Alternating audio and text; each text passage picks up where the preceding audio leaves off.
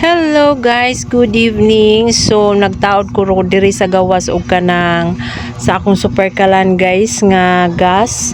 Kay dili ko nagtaod dito sa taas kay mahadlok ko nya ang iyang baho sa gas mo sabwag sa tibok kwarto mao nga dili ko magtaod o dito sa sud. So diri ko sa gawas nagtaod sa iyahang lungagan sa iyang takangan guys. So ayan guys, ako na siyang tuyukon para sa pagtaod.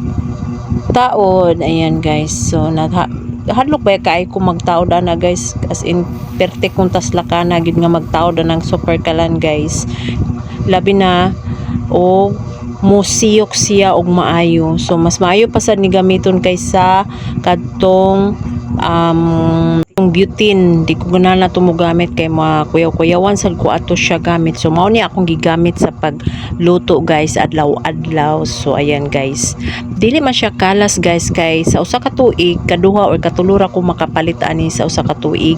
So dili ra kay siya kalas. So ang akong pagpalit atong sa Miyagi is 320. So karon nag 315 355 na ang iyang presyo guys. So ayan guys, thank you for watching guys.